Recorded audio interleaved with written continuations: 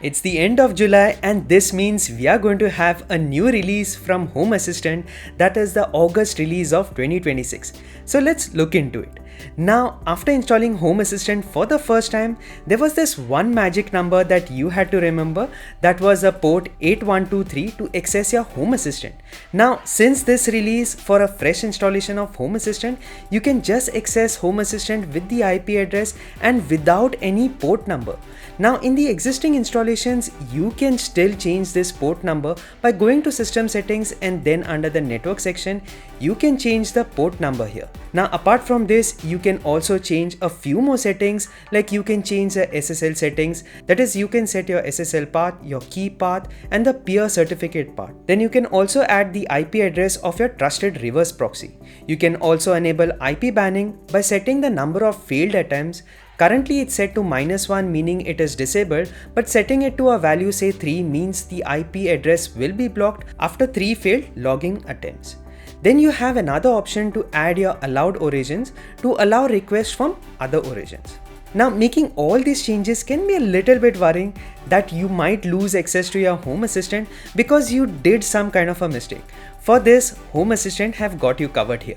After making the change and on restarting Home Assistant, in the next 5 minutes, if you don't confirm the settings, these settings will be reverted to its previous state. That means you don't have to worry about losing access to your Home Assistant. This is actually quite smart from Home Assistant telling you, I got your back. Now, Home Assistant is removing these labels like expert or advanced from its documentation as well as from the app, so that it does not steer you away from trying out a feature based on your skill level. The wordings have now been changed to tell you what exactly the feature does. So sticking to this principle, we no longer have something called as developer tools, but it is now only going to be called as tools going forward.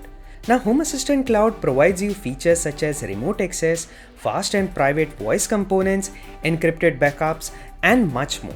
Now, the main page of Home Assistant Cloud has become much more cleaner, wherein you can see the overview of all the options that you have enabled, and the settings for each of them go to their own dedicated page. Now, in this release, you can change how your entity IDs will be named.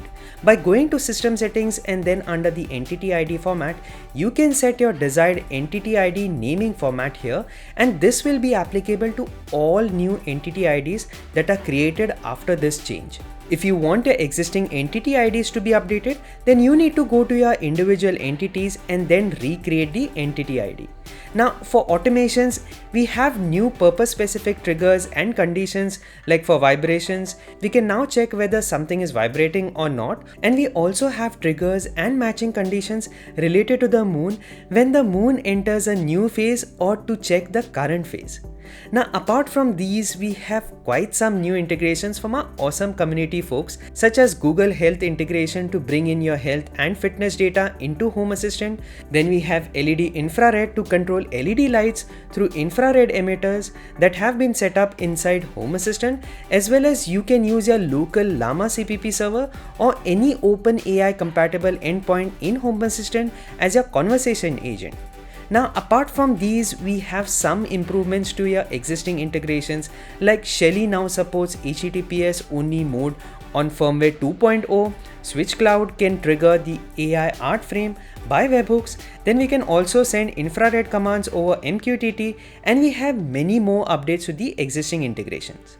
Finally, for dashboards with picture element cards, tapping in dead spaces between overlapping elements will now lend to the nearest icon. Then in the Tools section, in the Templates view, we can now resize the Templates editor and the Results view, and we can also switch between side-by-side or stacked view. Now, to see such quick updates about Home Assistant releases, make sure to hit that subscribe button as well as hit that like button for more such videos to come. You may like these videos here, so go check them out. Till then, I'll see you in my next one.